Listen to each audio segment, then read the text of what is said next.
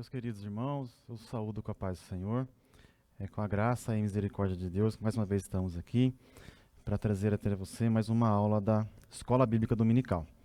É uma escola muito abençoada que nós temos, né?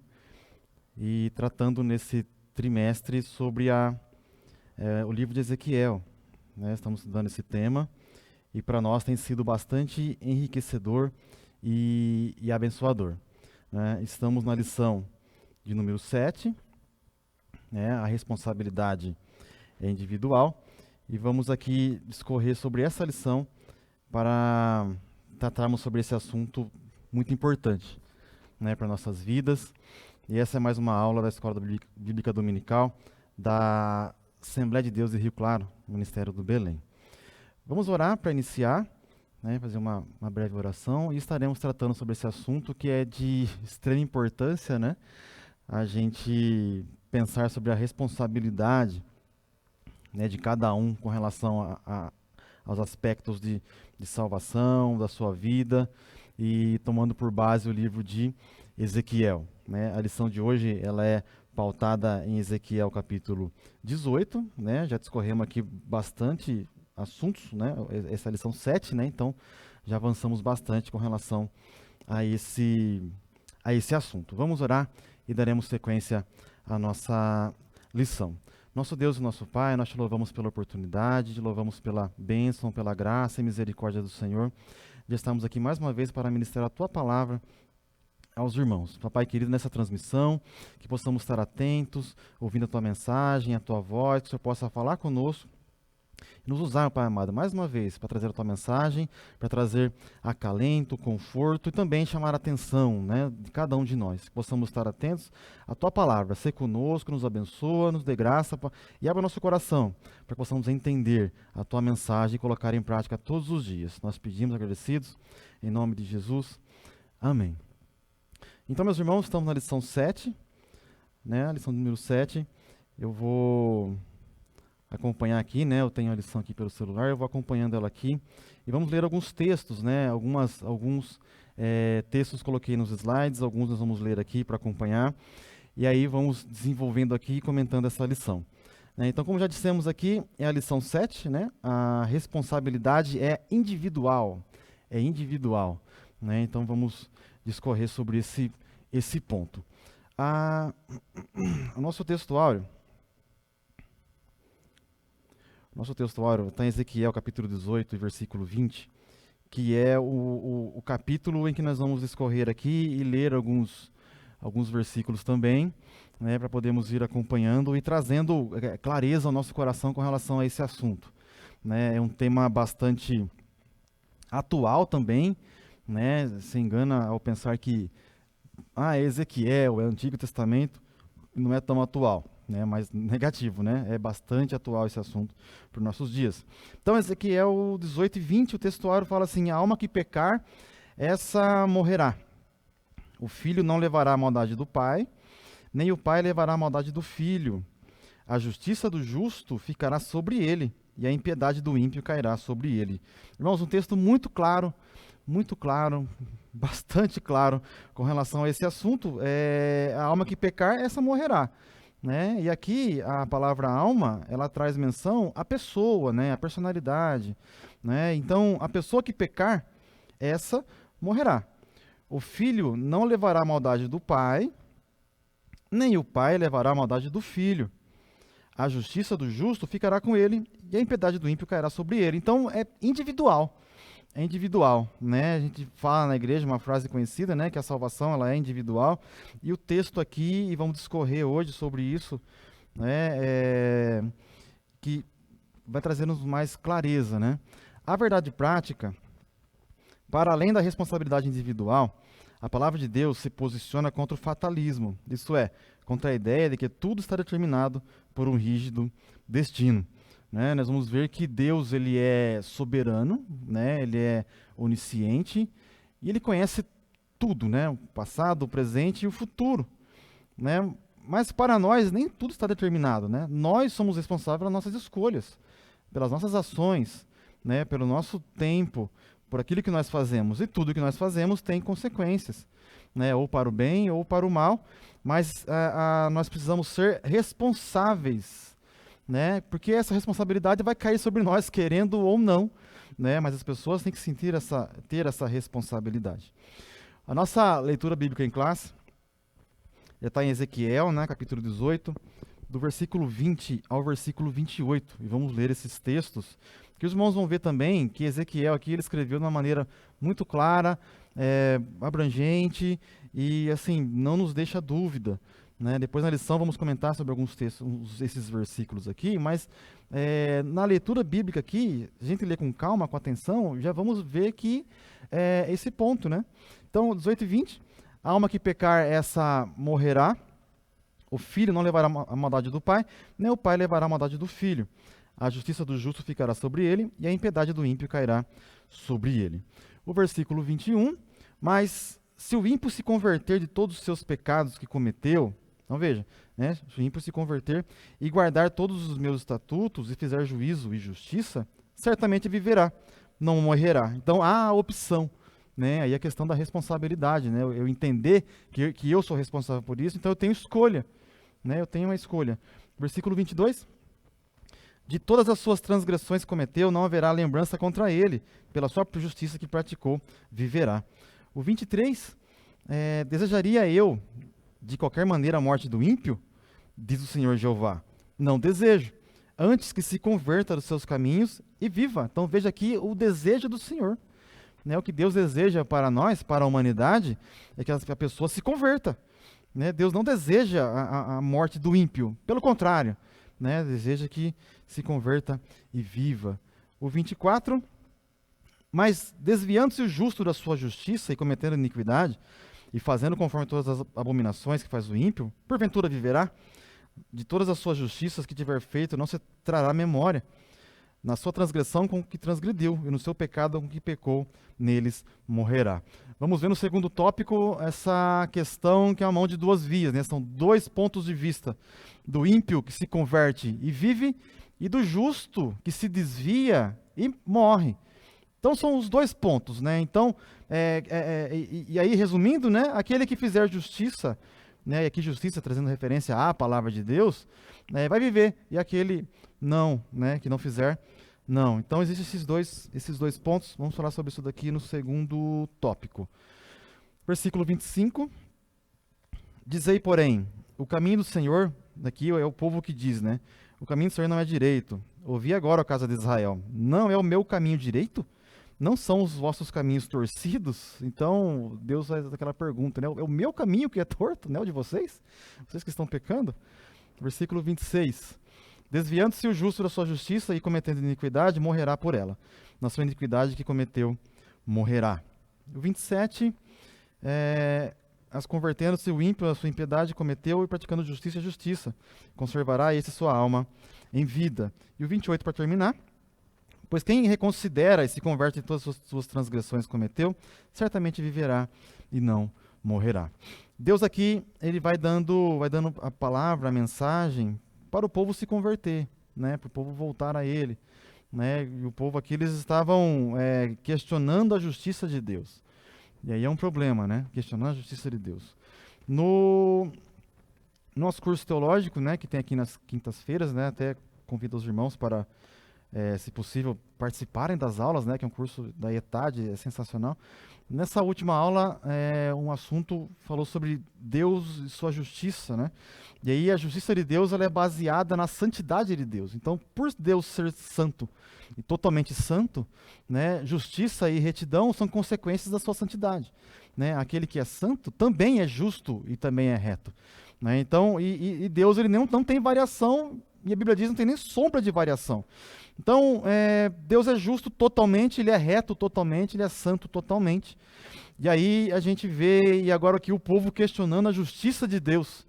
Porque, se nós formos lembrar, esse mapa aqui, essa imagem, ela está um pouco pequena, né? Mas ela nos mostra... Eu tenho um próximo aqui que vai dar um zoom, né?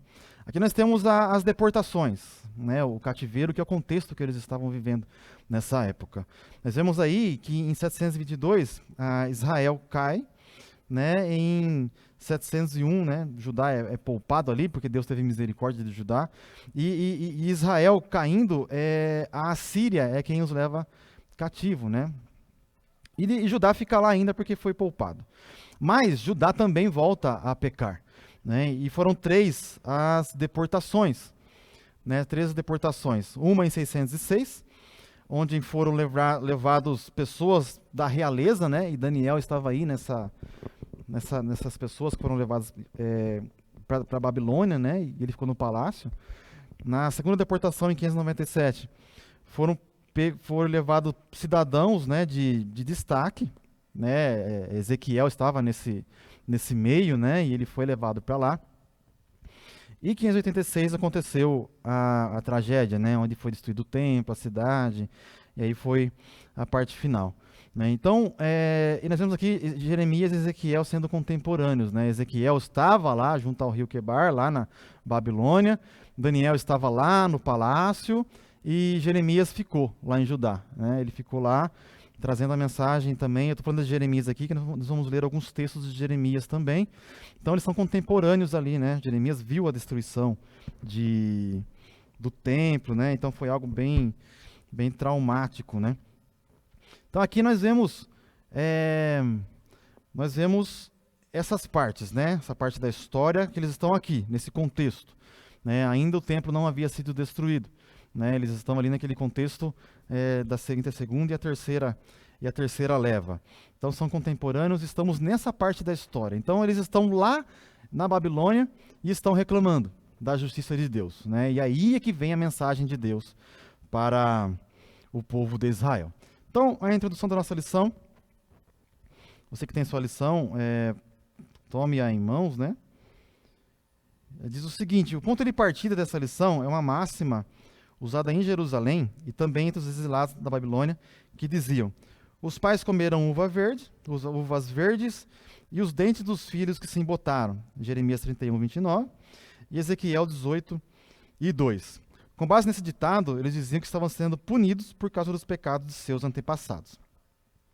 Então, o ditado era esse, né? Os filhos comeram uvas verdes, os dentes dos pais se embotaram.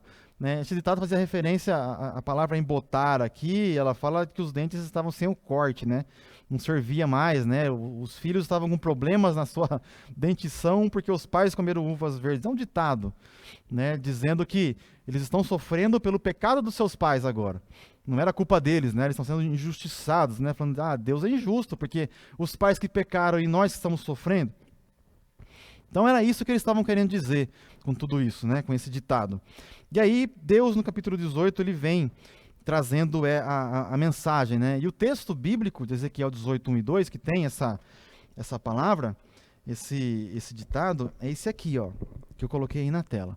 18, 1 e 2. A palavra do Senhor vem a mim dizendo: o que vocês querem dizer? Vocês que ficam repetindo esse provérbio a respeito da terra de Israel. Os pais comeram uvas verdes, os filhos dos dentes é que se embotaram. Né? Versículo 3 e 4. Tão certo como eu vivo, diz o Senhor, vocês nunca mais repetirão esse provérbio em Israel. Eis que todas as pessoas são minhas, assim como a pessoa do pai, também a pessoa do filho é minha. A pessoa que pecar, essa morrerá. Então veja a clareza com que Ezequiel, com que Deus manda a mensagem por intermédio de Ezequiel. É muito claro.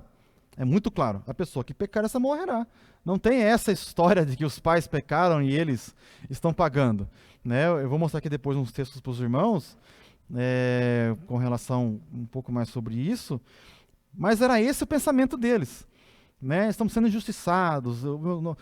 Manassés que pecou, e agora nós aqui é que estamos pagando o preço pelos pecados lá do tempo de Manassés. Né? E o povo estava se sentindo injustiçado e culpando, né, outras pessoas pelos seus erros, e infelizmente, meus irmãos, hoje também tem uma situação assim, que é a maldição hereditária, né?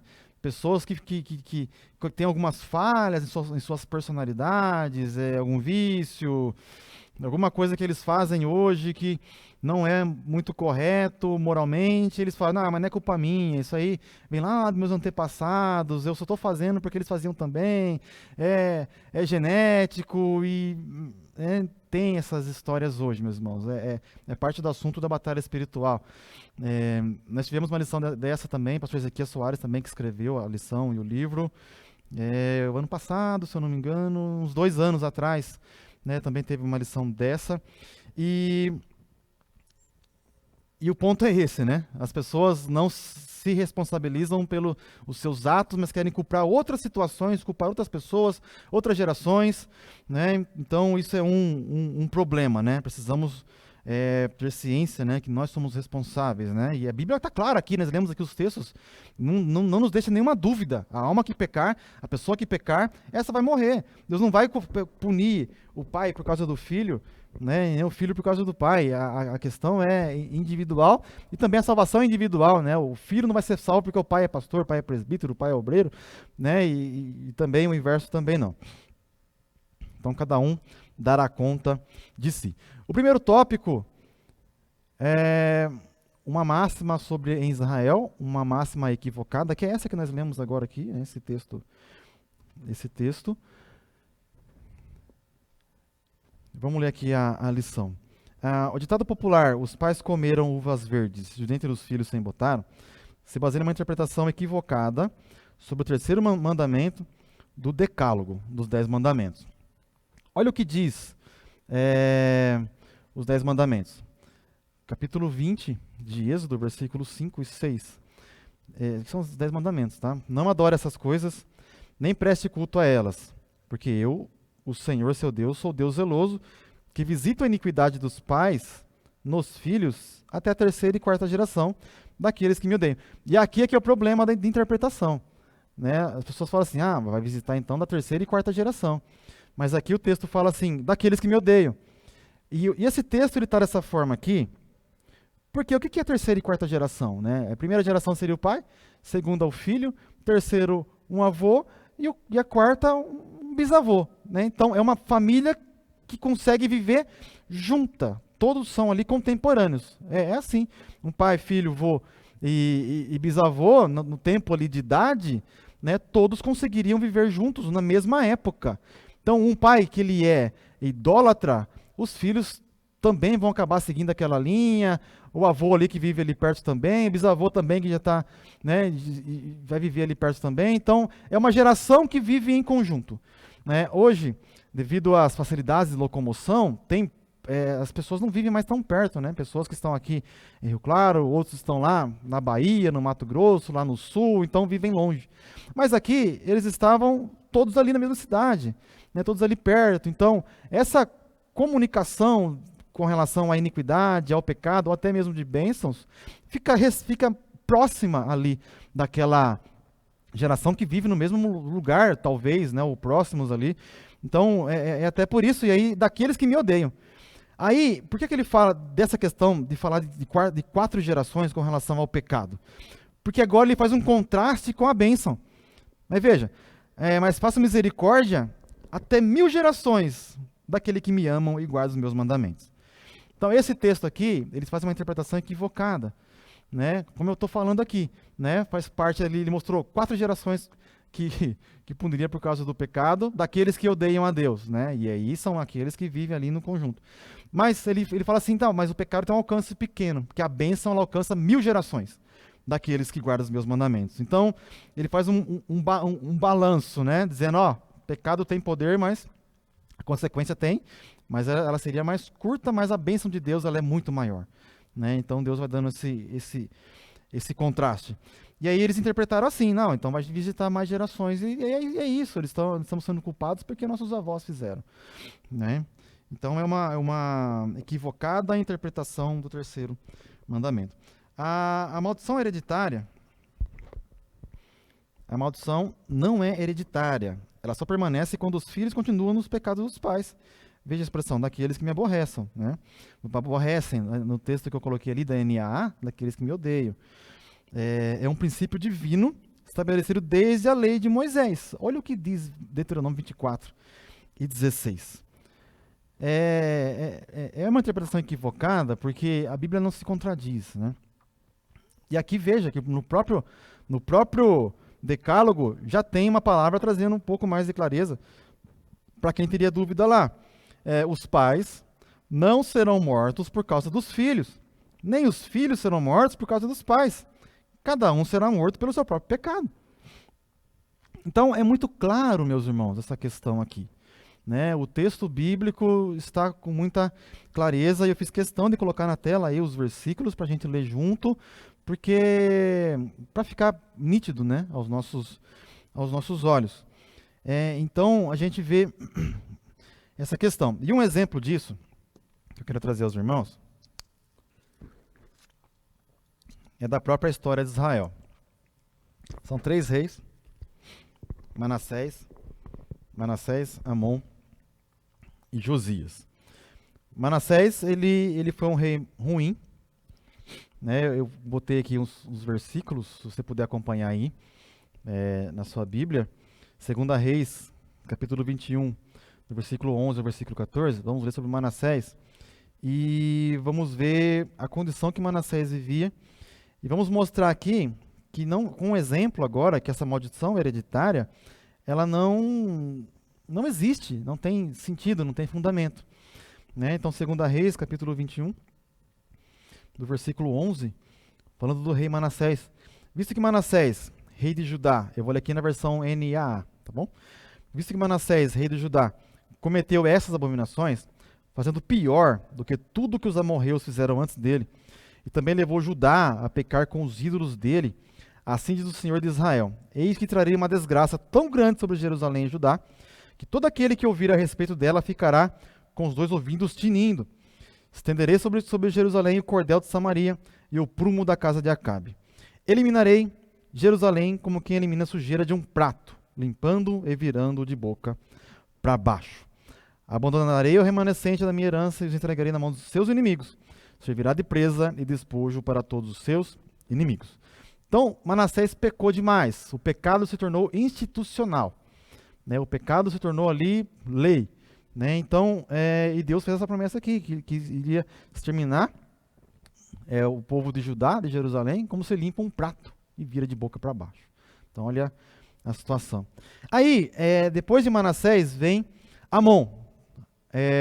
Mesmo capítulo, versículo 18 ao versículo 20. Manassés morreu e foi sepultado no jardim da sua própria casa, no jardim de Uzá. E Amon, seu filho, reinou em seu lugar. Vamos ver, agora é filho de Manassés. Amon tinha 22 anos de idade quando começou a reinar em Jerusalém.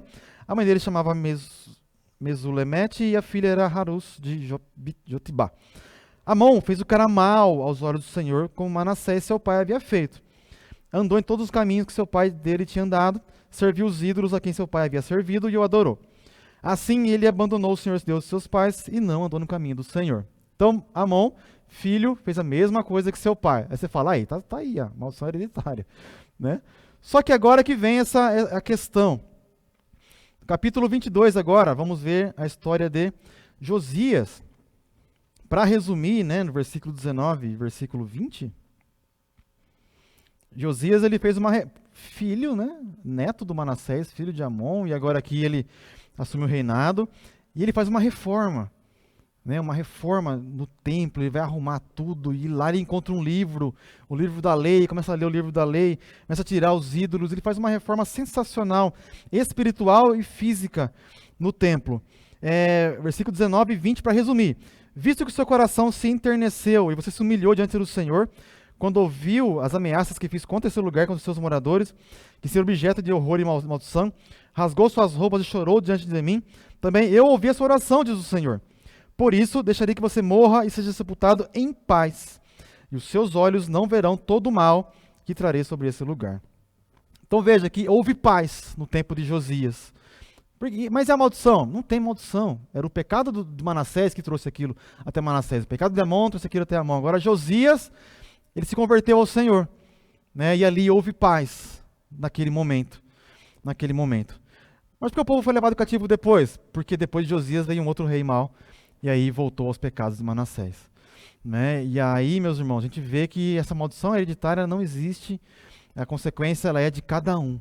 Né? Se sua família vem trazendo atitudes ruins, vem fazendo, não servindo a Deus, e você agora está servindo a Deus, não tem maldição que venha deles até você, isso não existe. Né? Vamos ver aqui na lição, né, que Paulo fala que os que estão em Cristo, né, são novas criaturas, as coisas passadas são passadas, né, são passadas, então nós precisamos ter isso em mente, né? Ter isso em mente. E aí um texto que eu não coloquei aqui no nosso slide, mas eu queria trazer aos irmãos, se os irmãos puderem pegar a sua Bíblia para ler Jeremias capítulo 36, que eu vou mostrar para os irmãos que era totalmente sem fundamento essa questão deles, né? Eles não estavam vendo os seus próprios pecados. Eles não viam os seus próprios pecados, e aí culpavam um a outros. E aí a gente lembra lá do começo, né? De Adão e Eva, né? Quando comeram do fruto proibido, e aí Deus veio, o que vocês fizeram, né? Onde vocês estão? E aí o Adão fala, não, foi a mulher que o Senhor me deu foi ela que me deu isso aqui. Aí foi na mulher, não, foi a serpente me enganou. Então eles não assumiram a culpa, não assumiram a responsabilidade e foram transferindo a culpa. E isso é um problema, meus irmãos. Nós precisamos assumir a responsabilidade, por pior que seja. Por quê? Porque se eu assumir a responsabilidade, eu vou correr para resolver. Eu vou correr para tomar uma atitude para resolver. Agora, se eu transfiro a culpa, fala, não, foi fulano que fez isso daqui. Então eu não vou correr atrás para resolver a situação. Né? Então é uma questão assim de a gente organizar a nossa vida, organizar a nossa casa, como nós nos sentimos responsáveis. Né? Não, esse mal aqui fui eu que eu fiz, e eu vou consertar. É diferente do que falar, não, isso aqui aconteceu porque o outro deixou cair ali, ó, e não fui eu não. Né? É diferente. Então, Jeremias capítulo 36, versículo 1, e aqui que eu quero relembrar os irmãos, que nós vimos lá no começo, né, naquele mapinha, aqui, Jeremias, contemporâneo de Ezequiel, né, estão no mesmo contexto ali, no mesmo cenário. Nesse texto das uvas verdes aqui também, Jeremias fala, então o problema estava em Jerusalém e também lá na Babilônia. Agora no texto aqui de Jeremias, capítulo 36, versículo 1, diz o seguinte, no 4º ano do reinado de Jeoaquim, filho de Josias, rei de Judá, essa palavra do Senhor veio a Jeremias. Versículo 2. Pegue um rolo, um livro, e escreva nela todas as palavras que falei a você contra Israel, contra Judá e contra todas as nações, desde o dia que comecei a falar com você, nos dias de Josias até hoje. Então Deus pediu para Jeremias pegar um rolo, escrever, né, tudo o que havia acontecido, contar a história, né, do que tinha acontecido. Versículo 3. Talvez os da casa de Judá ouçam todo o mal que eu estou planejando fazer-lhes e venham converter-se cada um do seu mau caminho, e eu lhes perdoe a iniquidade e pecado. Então Deus ainda, pela sua grande misericórdia, está dando chance para o povo voltar-se a Deus. Ainda há chance, né? Ainda há chance. A misericórdia de Deus, ela é imensa. Ela se renova a cada manhã, né? Mas ela tem um ponto, né? Tem um fim, né? Que é o que aconteceu aqui depois. Então veja, Deus chamou Jeremias para dar chance ao povo. Agora versículo 21 do mesmo capítulo, Jeremias 36, versículo 21. Vejam a resposta, né? Vejam se esse povo estava atento à voz de Deus, né? Se eles mereciam, né? Versículo 21. Então o rei mandou Jeudi fosse buscar o rolo, aquele que Jeremias mandou escrever. Jeudi pegou o rolo na câmara do escrivão, Elisama, e o leu diante do rei. Então o rei estava ouvindo a leitura, e de todas as autoridades que estavam com ele. Então era o rei e as autoridades, então eram ali os governantes. E o rei estava sentado em seus aposentos de inverno, no 9º mês do ano, e diante dele estava um braseiro aceso. Sempre que Jeudi terminava a leitura de 3 ou 4 colunas do rolo, o rei as cortava com um canivete de escrivão e lançava no fogo que havia no braseiro, até que o rolo se consumiu no fogo que estava no braseiro. Então, meus irmãos, Deus deu a chance, mandou avisar, escreveu um rolo, que na época era o pergaminho, né? Levou lá até o rei, aos governantes, eles leram a mensagem, a palavra de Deus, e o que eles fizeram? Picaram e jogaram no fogo. Então, o que eles estavam passando naquele momento ali não era culpa dos seus antepassados, mas culpa deles próprios. Era eles que não enxergavam aquilo que eles estavam fazendo. Né? E os irmãos vão vendo aí o tamanho do problema, né? O tamanho do problema. Versículo 24, ninguém ficou, olha, mente cauterizada, né? Estavam com a mente cauterizada. Ninguém ficou com medo e ninguém rasgou as suas roupas, nem o rei, nem nenhum dos seus servos que ouviram todas aquelas palavras.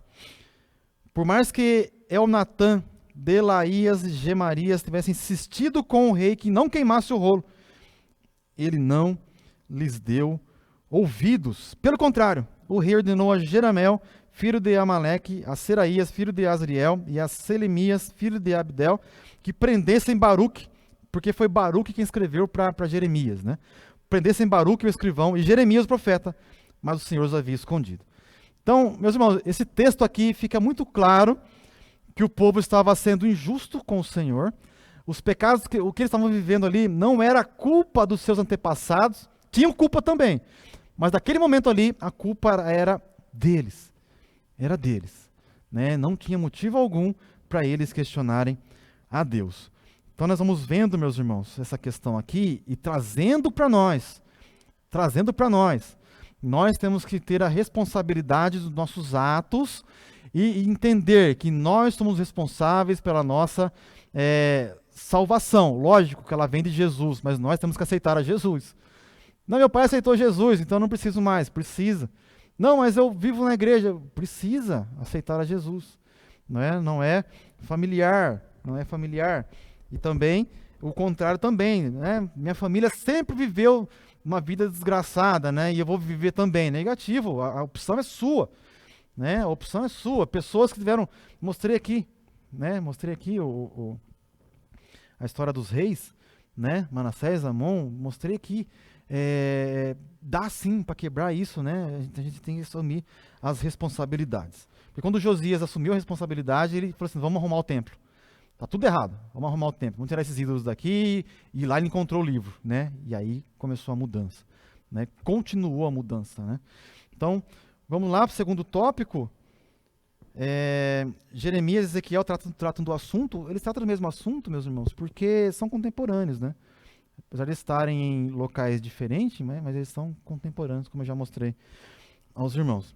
A palavra profética em Jeremias é escatológica. A seção de Jeremias 30 ao 33 é o livro da consolação, que não foi editado separadamente como Lamentações. Essa parte da profecia anuncia a restauração de Israel e de Judá, e contempla o futuro glorioso da nação unificada. Esse oráculo está nesse contexto, como nos revela também a profecia de Jeremias 31, do 29 ao 30, que é esse texto aqui, ó. Naqueles dias... Então aqui, como o escritor está contando aqui na nossa lição, está falando do futuro, né? Do futuro, lá do final. Então, naqueles dias, os pais já não dirão: os pais comeram uvas verdes, os dentes dos filhos é que se embotaram. Pelo contrário, cada um morrerá da sua própria iniquidade. Quem comer uvas verdes é que ficará com os dentes embotados. Né? Deus usando o próprio ditado deles para inverter a situação. Né? É nesse contexto escatológico que nunca mais será pronunciado em Israel tal provérbio popular, mas a proibição anunciada por Ezequiel é imediata. O terceiro ponto é o problema em nosso tempo. Até já comentei um pouquinho, né? Vamos ler a nossa lição. A doutrina das uvas verdes e dentes embotados, entre aspas, que predominou o imaginário popular de Israel, veio a ser parte do cardápio doutrinário de um movimento infiltrado em algumas igrejas conhecido como batalha espiritual. Né? As igrejas neopentecostais, a batalha espiritual ela existe, né? Essa luta, né, do bem contra o mal, mas não da forma como é pregada hoje, né, como é ensinado em algumas igrejas. Né? Eles fazem algo assim extravagante, né? E a maldição hereditária também está nesse contexto. E aí, quando alguém se converte a Cristo, deixa de aborrecer a Deus. Logo, essa passagem do terceiro mandamento do Decálogo não pode se aplicar aos crentes, pois eles se tornam em uma nova criatura. Pois as coisas velhas se passaram, eis que tudo se fez novo. 2 Coríntios 5,17. Devemos orar e agir para que esses ensinos equivocados não prosperem em nossas igrejas. E isso é perigoso, irmãos, porque as pessoas ficam amarradas, né? Ficam presas no passado. Ficam presas em coisas erradas. E a Bíblia já nos dá, já nos mostra que fomos libertos. Romanos 8:1. Né? Agora, pois já não existe nenhuma condenação para os que estão em Cristo Jesus. E aqui Paulo não dá margem para nada. Não dá margem para nenhuma outra interpretação, porque já não existe nenhuma condenação. Não tem nada, não tem nada. Então Paulo aqui não dá margem para nenhum tipo de discussão com relação a isso, né? Então as coisas... E aí Paulo aqui em Coríntios fala que as coisas velhas se passaram e que tudo se fez novo. Né? Lá em João 3, Jesus conversando com Nicodemos, ele conta lá do nascer de novo. Então a gente nasce de novo, né? Nasce do Espírito para uma nova vida, para Cristo. E não estamos mais presos nas coisas do passado, né? É lógico que o passado é história para nós, mas não tem maldição que vem de pai para filho, né? Isso precisa ser tirado da nossa mente, né? Se você tem esse pensamento, em nome de Jesus, tire da sua mente, né? Leia esses textos bíblicos aqui, releia e se lembre que Jesus perdoou todos os seus pecados, né? E a Bíblia diz, lá em Miqueias, se não me engano, que lançou para trás das suas costas no mar de esquecimento. Então não tem lembrança de nenhum deles, né? A gente se lembra, né? Mas para Deus nós somos justificados. E a justificação em Cristo, a gente assume a justiça de Cristo. A minha justiça para nada serve, né? Ela como diz Isaías, trapo de imundícia, mas nós assumimos a justiça de Cristo. E tendo a justiça de Cristo, nós somos libertos. E aí nós temos uma nova vida, para a glória de Deus. Então, lembre-se disso e tire da sua cabeça, né? Tire da sua cabeça. Busca a Deus, Deus vai te dar orientação e direção. O segundo tópico é sobre a salvação para todos os seres humanos, e essa é a mensagem do Evangelho, né? A salvação para todos os seres humanos. A esperança para o pecador. A esperança para o pecador. Aqui o texto, né, é o versículo 21, 22 e 23. Vamos ler esses textos aqui, depois eu leio, aí vai ficar bem claro o que o escritor da revista trouxe. Ezequiel 18 e 21. Mas se o ímpio se converter de todos os pecados que cometeu, e guardar todos os meus estatutos, e fizer o que é reto, justo e reto, certamente viverá e não morrerá. Então veja, há esperança, né? Há esperança para o pecador. Para o pecador. Versículo 22. De todas as transgressões que cometeu, nenhuma será lembrada contra ele, que eu acabei de falar aqui num outro texto. Então veja que o que Deus fala por intermédio de Ezequiel, de todas as transgressões que cometeu, nenhuma será lembrada contra ele, pela justiça que praticou, viverá. Meus irmãos, há esperança, né? Há esperança. Deus, ele nos deu os meios, ele enviou Jesus para morrer por nós, né? Nós estamos em Cristo, então há esperança, né? Se você está desiludido, cansado, busque renovo no Senhor e continue a sua vida. Busque a Deus e busque a renovação espiritual em Cristo para que você possa continuar e crer em Deus que nenhum daqueles seus pecados será lembrado. Nenhum será lembrado. Aí tem gente que fala assim, mas é fácil servir a Deus. Peca, erra, de repente aceita Jesus, é tudo perdoado? Sim, exatamente. Exatamente.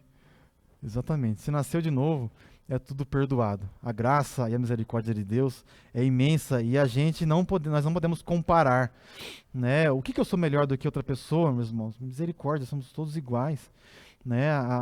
Um pecado que você cometeu que você acha que é pequeno, talvez tenha o mesmo peso para Deus do que um que se você acha que é grande, né? Nos nossos olhos, Deus não vê com os nossos olhos e não pensa com a nossa cabeça. Precisamos nos alinhar de acordo com a palavra de Deus. E a Bíblia diz isso daqui, que de todas as transgressões que cometeu, nenhuma será lembrada contra ele. Pela justiça que praticou, viverá. Versículo 23. Vocês pensam que eu tenho prazer na morte do ímpio? Diz o Senhor Deus. Não desejo eu muito mais que ele se converta dos seus pecados e viva? Então veja, Deus trazendo a mensagem, que o desejo de Deus, meus irmãos, é o desejo de Deus, né? Que a gente fique aos pés dele. 1 Timóteo 2, versículo 3 e 4. Isto é bom e aceitável diante de Deus, nosso Salvador, que deseja que todos sejam salvos e cheguem ao pleno conhecimento da verdade. Esse é o desejo do Senhor Deus. Né? Então, há esperança para o pecador, Né? A gente, na nossa falha, muitas vezes, olhamos assim e falamos, mas aquele ali não tem jeito, né? Aquele ali não tem solução. Né? E temos muitos testemunhos na igreja, talvez você que está aí seja um desses que também não tinha solução, mas um dia Jesus estendeu a mão e te alcançou e você aceitou a Jesus, sua vida foi mudada completamente. É assim que funciona, né? O segundo ponto aqui, refutando o pensamento fatalista, vai falar do versículo 20. O versículo 20. A pessoa que pecar, essa morrerá. O filho não pagará pela iniquidade do pai, nem o pai pagará pela iniquidade do filho. A justiça do justo ficará sobre ele, e a maldade do ímpio cairá sobre ele. Cada um é responsável sobre si, né? Cada um é responsável sobre si. E nós, eu tenho 2 filhas, nós somos pais, vocês têm pais e mães me assistindo aqui. A preocupação é essa, né? De ensinarmos os filhos no caminho, né? Aonde deve andar, né? Para que eles possam aceitar a Cristo, né? Quando tiver numa idade ali de compreensão, aceitar a Cristo, viver uma vida reta e justa diante de Deus, né? Não é porque nós somos crentes hoje que os filhos também serão, né? Precisamos inculcar, lutar pela nossa família. Vou ler aqui, eles são tanto os exilados na Babilônia como os que estavam em Judá e em Jerusalém, acreditavam ou se justificavam numa ideia falsa de que estavam pagando pelos pecados dos pais, mesmo depois da destruição de Jerusalém. Deus proíbe o uso desse ditado popular porque a responsabilidade é individual.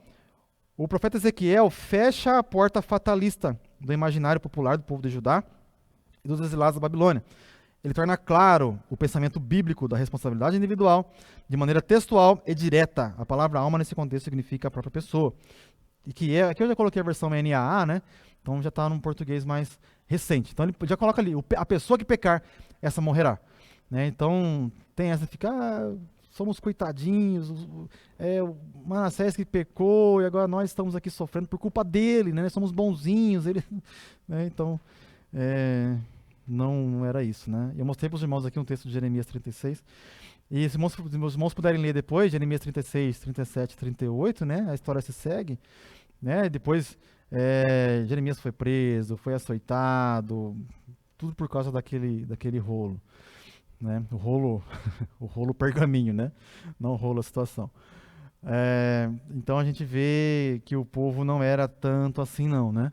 Se os irmãos forem ler também os profetas menores, vamos ver ali que Deus levantou vários profetas e foi avisando, e o povo não se voltava a Deus, né? Quando eles se voltavam de maneira muito superficial e não tinha firmeza, né? Eles desviavam de novo. Então era assim, olhando hoje, né, pela Bíblia, né, a gente não vê que eles eram retos, né? Eles estavam sempre pecando no pecado que Deus proibiu, que era da idolatria. Então, o terceiro subtópico do tópico 2, 2 situações. Aqui ele coloca o versículo 2, versículo 22 e versículo 24. Eu botei aqui só o 24, porque ele nos mostra bem essa questão das 2 situações, desse contraste, né? Mas se o justo se desviar da sua maldade, da sua justiça, e fizer maldade, então aqui, meus irmãos já pensem, existe uma linha de pensamento, uma linha teológica calvinista, que é ensinado o seguinte, que uma vez salvo, salva para sempre, né? Uma vez na graça, sempre na graça. E nós vemos na Bíblia, a nossa linha da Assembleia de Deus, ela não é calvinista, né? Ela parte mais para os pensamentos de Armínio, né? Mas como o nosso pastor nos ensina, nós somos biblicistas, né? Nós não adoramos a Armínio, né? A gente, em alguns pontos, a gente concorda com Armínio, né? Mas nós somos biblicistas, nós cremos na Bíblia, nós cremos em Jesus, né? Nós não estamos aqui defendendo teorias, pessoas, né? Apesar de que concordamos com alguns termos, com alguns pontos, mas nós somos ensinados aqui nessa igreja que nós somos biblicistas, nós cremos na Bíblia. Qualquer homem é falho, né? Nós pegamos a Bíblia, a palavra de Deus. Então aqui já mostra, né, que uma vez salvo para sempre? Não, né? Mas se o justo se desviar da sua maldade e fizer as mesmas abominações que o ímpio faz, será que ele viverá? De todos os atos de justiça que praticou, vamos de novo aqui, que eu me confundi aqui. Mas se o justo se desviar da sua justiça e da maldade, fazendo as mesmas abominações que o ímpio faz, será que ele viverá? De todos os atos de justiça que praticou, nenhum será lembrado, né? Então, o que ele fez de coisas boas, após ele ter pecado, as coisas boas serão esquecidas, né? Nenhum será lembrado. Na sua transgressão que transgrediu e no seu pecado que cometeu, neles morrerá. Então, quem estava na graça pode cair da graça. Quem estava na fé pode cair da fé. Né? Vemos exemplos na Bíblia. Então, eu vou ler aqui. Ó. O profeta explica com clareza os oráculos divinos sobre a relação de Deus com os seres humanos. Se o pecador abandona sua vida cheia de pecados, todo tipo de maldade, iniquidade, se voltar para Deus, tal pessoa é perdoada. E se fizer juízo de justiça, certamente viverá, não morrerá.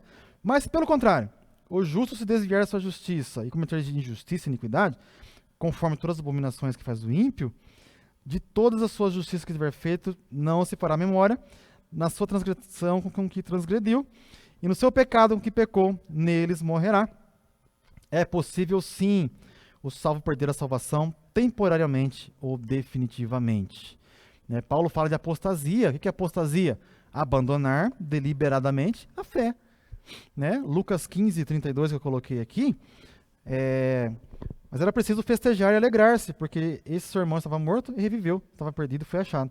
Então, o Lucas 15 é a parábola do filho pródigo, né? O filho estava na casa do pai, ele se desviou temporariamente, mas voltou. É possível, né? Mas também há aqueles que se desviam permanentemente. Veja 2 Pedro, capítulo 2, versículo 20. Portanto, se depois de terem escapado das contaminações do mundo, mediante o conhecimento do Senhor Salvador Jesus Cristo, se deixarem enredar de novo e são vencidos, o seu último estado se tornou pior do que o primeiro. Então, é possível alguém estar na graça e cair da graça. Pedro deixa isso bem claro. Portanto, se depois de ter escapado das contaminações do mundo, mediante o conhecimento do Senhor Salvador Jesus Cristo, se deixarem enredar de novo e são vencidos, o seu último estado se tornou pior que o primeiro. Versículo 21. Pois teria sido melhor que eles nunca tivessem conhecido o caminho da justiça do que após conhecê-lo, voltar atrás e se afastar do santo mandamento de que lhes havia sido dado. 22. Com eles aconteceu o que diz certo provérbio muito verdadeiro.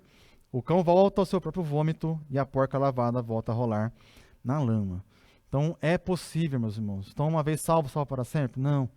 Fiquemos firmes.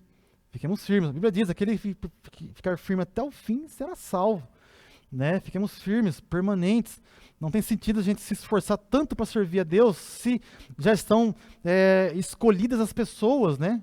A doutrina da eleição, da predestinação, a nossa linha teológica também tem, mas é diferente daqui a linha teológica de outras denominações. Né? Então, fiquemos firmes para não cairmos da graça. Né? A Bíblia fala que aquele que se esforce, né, se limpe ainda mais.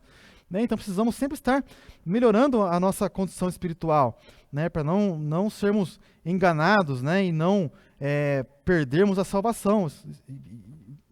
E é algo muito complicado. Né? Então, há alguns textos aqui trazendo aos irmãos com relação a esse assunto. Né? Precisamos sempre estar nos esforçando e sempre em Cristo. Né? Não deixar a Jesus. Sobre a relação, tópico 3.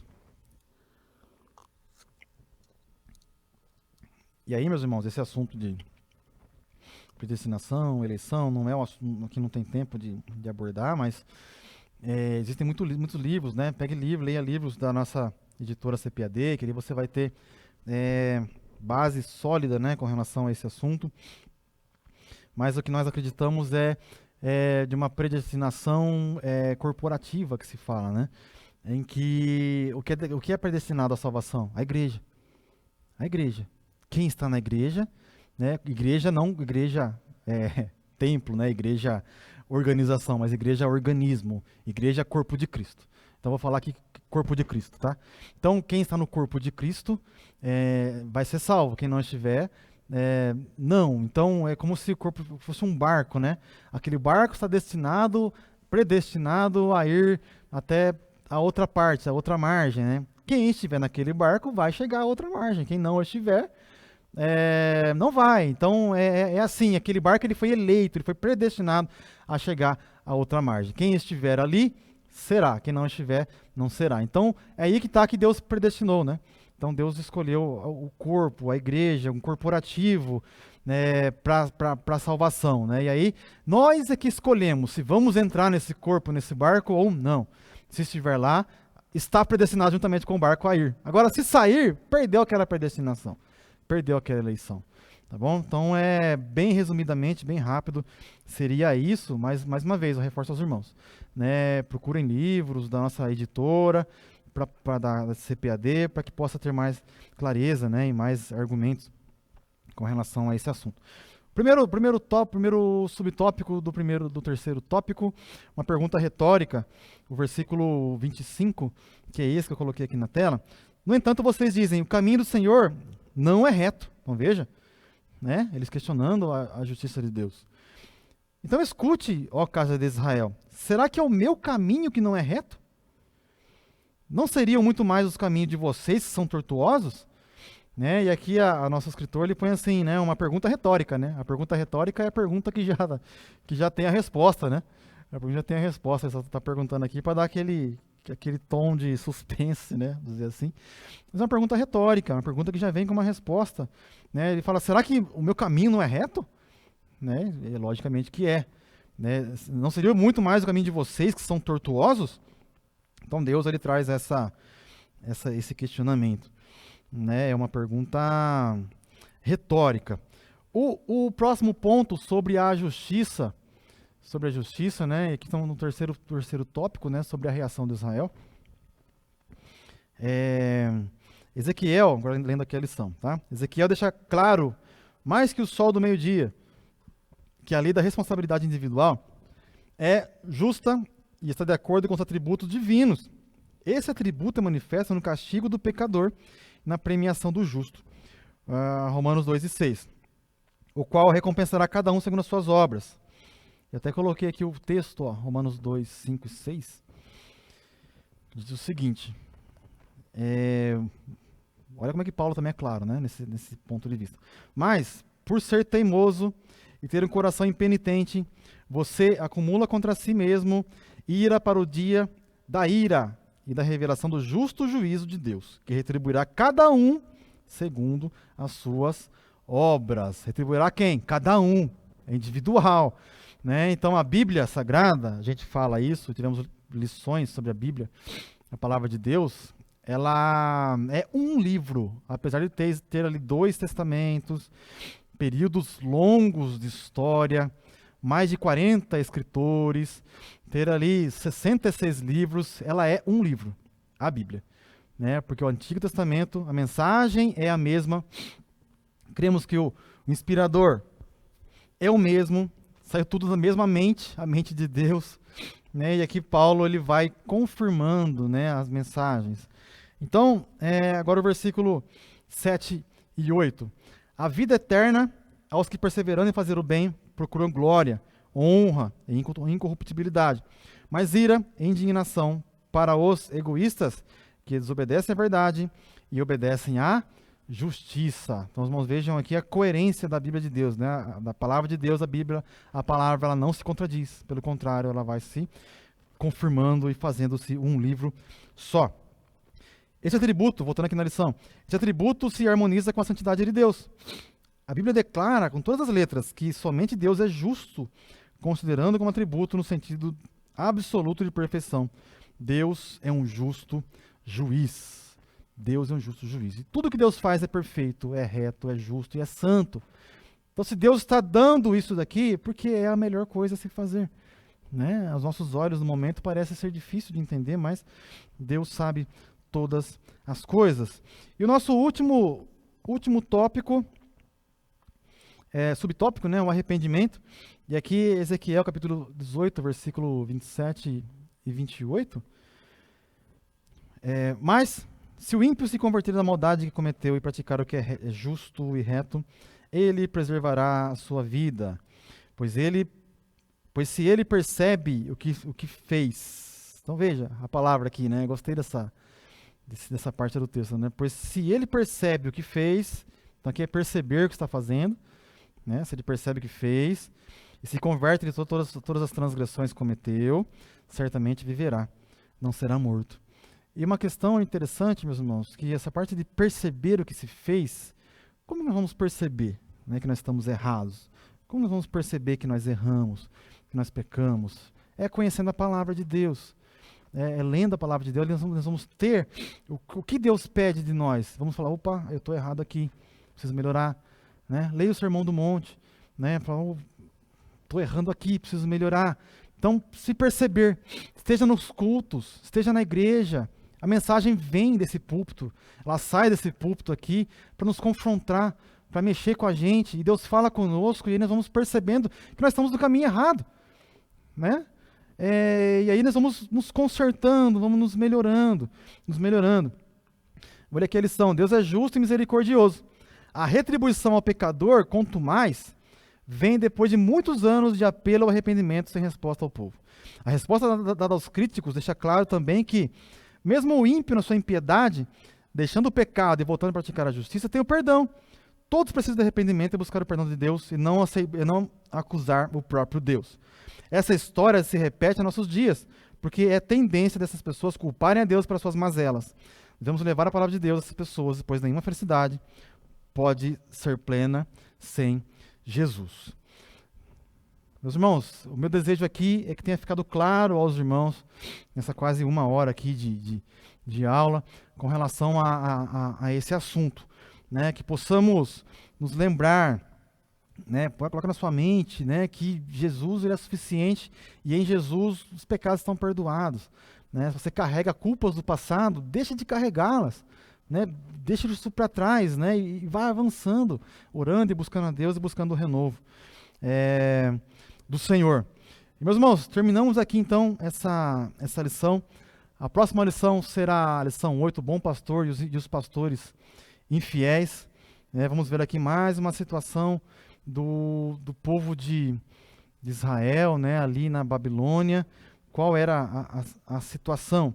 E hoje à noite, um grande culto, né? Como sempre tem sido o culto da família às 18h30, esteja presente, que o Senhor te abençoe ricamente, você, a sua família, não deixe de estar aqui, porque todos os cultos aqui são uma bênção, todos, sem exceção, né? Essa igreja aqui eu falo que ela é sensacional, né? Pessoas preocupadas, zelosas, partindo do nosso pastor já tem um zelo enorme pela igreja e pela obra do Senhor. Vamos orar para finalizar, que Deus te abençoe, que você possa guardar no seu coração essa mensagem, essa palavra, leia a revista novamente, releia os textos, né, que você possa guardar, mais uma vez, leia livros, né, procure livros sobre esse assunto, né, e enriqueça cada vez mais, amém? Deus te abençoe em nome de Jesus, vamos orar, agradecendo ao Senhor, nosso Deus e Pai, nós te louvamos em nome de Jesus, por essa oportunidade, pela mensagem que nos foi enviada, por essa conscientização de que em Cristo nós temos o perdão pleno, completo, dos nossos pecados. Não devemos carregar nenhum fardo que venha sobre nós, mas sim o jugo de Cristo que é leve e é suave sobre nós. Pai, abençoa nossos irmãos que estão assistindo, ouvindo, possamos guardar em nosso coração e ter essas palavras. Que essa semente caia em solo fértil e que tenha frutos, crescimento, no nome de Jesus. Seja conosco, nos abençoa. Nós te louvamos, te agradecemos em nome de Jesus. Amém. Deus te abençoe, em nome de Jesus.